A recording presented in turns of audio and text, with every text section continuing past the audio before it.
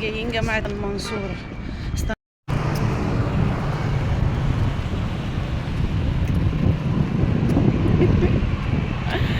ادعوا لها بالتوفيق، ادعوا لها بالتوفيق. ربنا ييسر لك الامر من عنده يا رب. المنصورة يعني بعد ما رحنا، واحنا اصلا حد قال لنا قدام البوابة اللي جاية، رحنا البوابة اللي جاية قالوا لنا لا البوابة اللي بعدها، اما نشوف بقى هنوصل فين تاني. البوابة اللي بعدها يا مسهل، ربنا ييسر. في ايه؟ هي البوابة ما بتظهرش ليه؟ وقال البوابة الجاية ما ظهرلناش ولا بوابة من ساعتها، ماشيين بقالنا يجي ربع ساعة. ايه؟ هي تقريبا البوابة اللي انا قلت عليها لما كنا بنسأل دلوقتي، دي اللي دخلت بيها مع حبيبة، دخلت منها مع حبيبة، مش بوابة الأولمبي، الملعب الأولمبي. يا مسهل، يا صباح الهنا يا حلوين، يا صباح الورد والفل والياسمين. ازيكم يا اغلى فرولات؟ يا رب تكونوا بخير. وحشتوني وحشتوني وحشتوني. خلونا الاول نصلي ونسلم على رسولنا الكريم. اللهم صل وسلم وبارك على محمد وعلى اله وصحبه وسلم تسليما كثيرا. عامله لكم جوله حلوه كده، ايه، جامعه المنصوره، وفي مول كده قصاد الجامعه، ايه، خدنا فيه جوله سريعه كده. كنا داخلين نبص بصه كده جوه، وقلت ايه اصور لكم ايه شويه حاجات افسحكم معايا. احنا لسه هنخش جوه الجامعه، انا صورت لكم بوابه الجامعه، بس لسه هندخل قصاد الجامعه. بس كنا رايحين من عند بوابه اسمها بوابه توشكا اللي في جامعه المنصوره، يعرف انا بقول ايه. من عند بوابه اسمها بوابه توشكا رايحين للبوابه الكبيره الرئيسيه بتاعه الجامعه اللي هي عند الجلاء.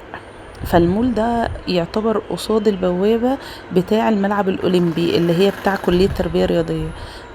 ده قصادها. فدخلنا كده، بصينا بصة كده جوه. كنا عايزين ندخل التويليت صراحة، وقلت اكتر مكان هحس ان هو نظيف وهقدر ادخل فيه هو مول، يعني بيبقوا محافظين صراحة على النظافة في الحمامات وكده. فدخلنا فعلا، والمول نظيف نظيف جدا، روعة بصراحة، والحمام قشطة قشطة والله العظيم بجد. حاولت اجيب لكم اسم المول ده ايه. هو قصاد زي ما قلت لكم البوابة بتاع الملعب الاولمبي، او القرية الاولمبية، مش عارفة اسمها ايه بصراحة. احنا كنا يومها رايحين المنصورة انا ورميساء. ادعوا لها ربنا يكتب لها الخير يا رب، يجيب لها كل اللي نفسها فيه، اللي نفسها فيها ولا ايه. فقلت ايه نصور كده، هنمشي بس حاجه بسيطه. احنا مشينا حبه حلوين يعني، من عند بوابه توشكا لغايه بوابه الجلاء، مشوار جامد يعني، فرق كتير. بس لما تمشي من الجامعه من جوه ما بتحسيش بالموضوع ده. هنا بقى رميساء كانت بتختار الورد اللي هنجيبه لها ان شاء الله لما تتخرج من الجامعه. ربنا يدينا ويديها بقى طولة العمر. اختارت البين كده، شفتوا اللي هي شاورت عليه.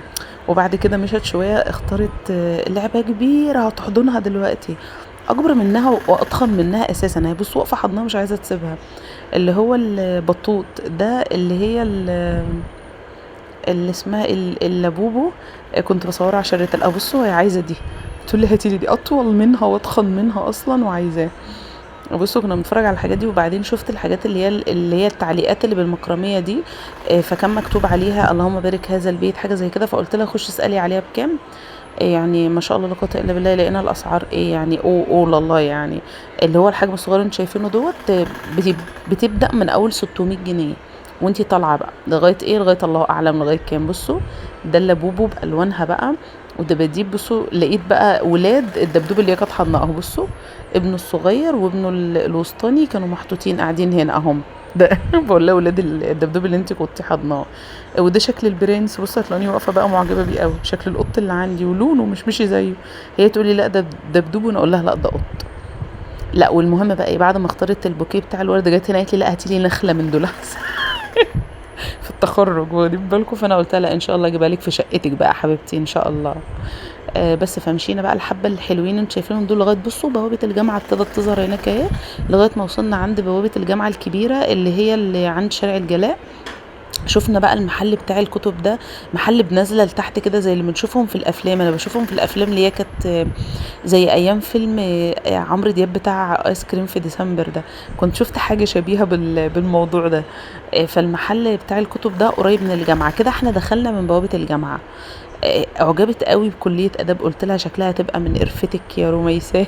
اعجبت بيها جدا بكليه تربيه وكليه اداب. المبنى هما فعلا يعتبروا، بصوا ده مبنى كلية تربية، يعتبر اجدد واكبر مبنى. يعني انا شفت كلية طب الاسنان قديم قوي، وتحسوا ان هو المدرسة اكبر منه، يعني صغير قوي. ده بقى المكتب بتاع التنسيق ده اللي احنا كنا هنروح له ان شاء الله في المنصوره ده، عشان بتكتبي فيه الرغبات وكده. ده اضمن لك ما تكتبي في سايبر او تكتبي في محل بره او كده لاولادهم يعني داخلين كليات. واللي قالت لي الكلام دوت واحده اداريه شغاله في الجامعه نفسها. فده مكتب التنسيق اللي انا صورته لكم في الاول، اول ما بتخشي من بوابه الجلاء على طول مكتب التنسيق على ايدك، وانتي داخله على ايدك اليمين. تمام كده. مشينا شويه بقى، وبعد كده جت المدينه الجامعيه اللي هي بتاعه طلبات او الطلاب المغتربين اللي جايين من بلاد بعيد. ابصوا ما شاء الله، نظيفه نظيفه بجد صراحه. جامعه المنصوره روعه، ربنا يكتب لها الخير يا رب ويجي لها جامعه المنصوره، هي نفسها يجي لها في المنصوره. بصوا ده سكن طلابي. وفي واحد كمان اسمها مدينه الامل، ديت ناحيه البوابه بتاعه توشكا. وفي كمان هيقابلنا واحنا ماشيين هصور لكم تاني. لسه في مباني كمان بتتعمل ما شاء الله، يعني بصراحه مهتمين بالنظافه. الجامعه من جوه زي الفل، بصوا شايفين الطريق جوه زي الفل. بس في حاجه غريبه قوي لاحظتها، اللي فاهم في الموضوع ده يقول لي. انا لقيت جوه ميكروباصات بتحمل يعني لبلاد ارياف حوالين المنصوره. فهل طبيعي ان يبقى في ميكروباصات جوه الجامعه بتحمل ركاب؟ ميكروباصات عاديه مش تبع الجامعه. ف معرفش بصراحة الموضوع ده عادي ولا ايه. وكان الكلام ده زي الساعة مثلا بعد الظهر، لان احنا اصلا لما كنا رايحين المول كنا في الاساس بندور على مسجد. يعني كنا بندور على مسجد ندخل الحمام فيه ونتوضى ونستنى الظهر يأذن نصلي، لان احنا كنا بدري. او بصوا ده ميكروباص من اللي بقول لك عليه اللي هو بيحمل جوه الجامعة. مش فاهمة ده طبيعي ولا ايه بصراحة، مش عارفة والله. انا بسأل اللي يعرف. المهم كنا بندور على مسجد، اصلا ما لقيناش حوالينا مسجد فيه يعني مكان للسيدات او للحريم. فانا مستغربه برضو ليه يعني ما فيش مسجد بيفتح وقت الظهر وكده الباب بتاع السيدات يبقى فاتح. يعني ناس زينا مثلا مش من البلد وعايزين يدخلوا مثلا المسجد، يدخلوا التويليت، يدخلوا يصلوا، ما ينفعش والله. دورت شفته من عند توشكا، بوابة توشكا لبوابة الجلاء. انا برضو اللي عارف هو اللي يفهم انا بقول ايه. مشوار ما لقيتش. كل مسجد قبله واسال يقول لك لا هو المسجد هيفتح وقت الصلاه بس ما فيش مكان للحريم. ازاي يعني؟ مش فاهمه والله. المهم ايه، قلت اخدكم معانا جوله حلوه كده. الجزء ده تبع كليه تربيه رياضيه اللي انا بصوره ده، تبع اللي هو مكتوب عليه حتى الملعب بتاعهم يعني. دخلنا بقى ايه نتصور جوه، وبعدين رميساء ايه، بصوا مش عارفه دي طالبه جامعيه ازاي. بصوا دي داخله الكليه السنه دي يا جماعه، اللي بتلعب قدامكم دي. لقت الحاجات دي قصادها راحت تلعب، بس بعدها يعني ايديها اتجرحت من الحاجات دي، كانت سخنه من الشمس اللي هي متشعلقه فيها دي. فسبتها يا عيني تفك عن نفسها. البت كان عندها كبت من ايام الثانوي يعني. بصوا طفله والله. آه المهم كنت بصور لها المباني الجديده اللي بتتفتح دي. هي ماشيه عماله تقول ايه شكلي ايه، ربنا يستر، شكلي اخرتي هيبقى في مبنى من كليه ملهاش اسم من دول. ربنا يستر بقى، ربنا يكتب لها الخير في المكان اللي هي فيه. وبعدين الاداريه اللي هي قالت لي على موضوع التنسيق، قالت لي ان في حاجه اسمها تقليل اغتراب. يعني لو حد مجموع مثلا هدفه في بلد بعيد، كليه في بلد بعيد او معهد في بلد بعيد، بيقدم حاجه اسمها تقليل اغتراب، وبيبقى في اقرب كليه ليه. الموضوع ده حلو لو هو فعلا بيتنفذ في وقتها. بس انا بنتي قالت لي انه ممكن يقعد سنه ولا حاجه، تاخد سنه ولا حاجه لو راحت مكان بعيد على ما تعمل تقليل الاغتراب. بس هي الست اللي قالت لي كده قالت لي لا بيعملوه بيحولوا على طول. فمش عارفه صراحه، ربنا يا رب يجيبها سهله من عنده وتكون هي قريبه من غير ما نعمل بقى تقليل اغتراب ولا غيره. خدناها احنا لفه بقى. بصوا عدينا على كليه زراعه، وعدينا وهنعدي على فنون جميله وحاسبات ومعلومات. بصوا ده منفذ بيع المنتجات بتاع كليه زراعه، اللي هم اصلا بيبقوا مشاريع كل سنه كده، بيبقى في مشروع لكل كليه اللي هي العملي بتاعهم يعني. فبيطلعوا بقى منتجات تبع الكليه بيبيعوها في المنفذ ده، زي كشك من جوه كده. بس حاجه نظيفه قوي بصراحه. كاهتمام صراحه كليه جامعه المنصوره روعه بصراحه. انا ما دخلتش جامعه طنطا من جوه، بس يعني اختي كانت هناك وكده، بس قالت لي ان جامعه المنصوره احلى، لان اختي جامعتها تربيه رياضيه هنا في المنصوره، بس كانت الاختبارات بتاعه التربيه الرياضيه بتاعتها قبل ما تدخل كانت عاملاها في جامعه طنطا.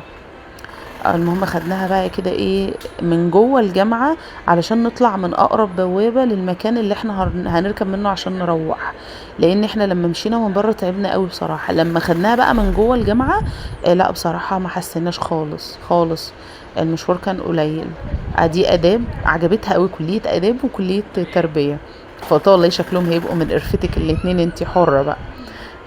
طبعا حلم حسابات ومعلومات راح مع التنسيقات الغريبة اللي نزلت، ومع المجاميع الأغرب بتاع الولاد. والله والله والله شهادة يعني شهادة حق أقولها بالنسبة لبنتي، أنا ماليش دعوة بغيري، والله كانت تستحق مليون مرة أكتر من كده. بالنسبة للمجاميع اللي البنات واخدينها، وبنات كتير ليه مش شايلين بنات كتير، وبنات كتير عادة السنة، فحاجة تزعل بجد. دي مدينة الأحلام اللي أنا بقولكوا عليها، دي برضو سكن للطلبة. معرفش بقى سكن الولاد بيبقى في ناحية وسكن البنات في ناحية، ده ان دي اكيد عاملين بينهم مسافة اكيد. دي ناحية بوابة توشكا، انما التاني اللي انا وريتها لكم في الاول دي مدينة او سكن جامعي ناحية بوابة الجلاء. في بوابة اولانية بس انا مش عارفة اسمها بوابة ايه بصراحة. دي البوابة اللي هنخرج منها، لان دي اقرب مكان مكان ما هنركب عشان نروح. السور ده بقى محوط جواه جامعتين احلى من بعض بصراحة بالنسبة لي يعني. فنون جميلة اللي هي بقى فنون جميلة بتنقسم عمارة وتطبيقية تقريبا، وفنون جميلة اللي هي بكل اقسامها، وقصادها على طول حاسبات تكنولوجيا حاسبات ومعلومات. ف هبصوا، وصراحة واضح ان المبنيين جداد. بصوا ده اللي في الوش ده اللي ظهر هنا ده حاسبات ومعلومات، اللي هو فيه ازاز كده ازرق ده، انما اللي هو التاني اللي هصوره لكم دلوقتي فنون جميله. بصوا التماثيل دي مشاريع، دي مشاريع تخرج. حتى واحنا ماشيين برضو شفنا مشاريع اللي هي بتاع كليه زراعه، اللي هي الصوب اللي هي بيبقوا زارعين فيها وعاملين فوقها زي مشمع كده، عارفينها اسمها صوب صح تقريبا اسمها كده. فبس صراحة كنت الشمس بقى ما كنتش شايفة، على قد كنت لابسة النضارة ولابسة الكاب، بس ما كنتش شايفة بعناية من الشمس. قلت لرميساء يلا كفاية بقى كده، خدنا لنا جولة حلوة جوه الجامعة اهو، نطلع بقى نروح عشان الدنيا كان الجو بجد كان نار نار. احنا في عز الظهر، انتوا عارفين احنا يا دوبك الظهر كان لسه مأذن اهو. بصوا هي دي الصوب اللي بقول لكم عليها اللي هي بتاع المشاريع. بس ربنا يكتب لها ويكتب لكم الخير يا رب، اللهم امين. خدتكم معايا جوله بس سريعه كده جوه جامعه المنصوره من باب التغيير، فسحه فسحه يا ولاد، علشان خاطر ايه اللي قاعدين في البيت ما بيروحوش ولا بيجوا زيي. خلاص طلعنا على طول زي ما قلت لكم من اول بوابه خالص عند سور الجامعه، من اللي هي قبل بوابه توشكا، طلعنا على طول لقينا الميكروباصات بتاع المحله وركبنا وتوكلنا على الله. بس انا شفت بقى وانا ماشيه في الطريق ايه، بنتي ورتني قالت لي بصي ماما البيت اللي له قبه من فوق شكل قبه الصخره، القبه اللي هي الذهبي دي، هتيجي دلوقتي هصوره لكم. فقلت اصور عشان اوريه لكم. احنا كده خلاص كنا طالعين من المنصوره، ده كوبري كده نطلع من عليه نطلع على الطريق على طول. اما بتركبي الجامعه او بتطلعي من الجامعه ما بتعديش على المنصوره ذات نفسها بقى والطلخه والحتت دي، بتخشي من بره اهو. بصوا هو ده البيت اللي معمول فوقه قبه حديدي ذهبي ده، شكله حلو اللهم بارك. هي فيلا شكلها حلو قوي ما شاء الله لا قوه الا بالله. بس خلاص وتوكلنا على الله بقى ورجعنا، وربنا يكتب لها ويكتب لكم الخير. انا بحبكم في الله، حطوا لي لايك للفيديو لو عجبكم. استودعكم الله الذي لا تضيع ودائعه، مع السلامه يا حلوين.